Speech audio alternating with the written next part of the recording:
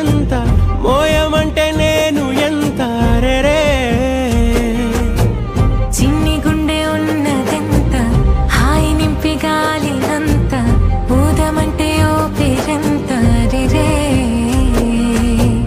కళ్ళు రెండు పుస్తకాలు భాషలేని అక్షరాలు చూపులోనే అర్థమయ్యే అన్ని మాటలు ముందు లేని ఆనవాలు లేనిపోని కారణాలు కొత్త కొత్త ఓనమాలు ఎన్ని మాయలు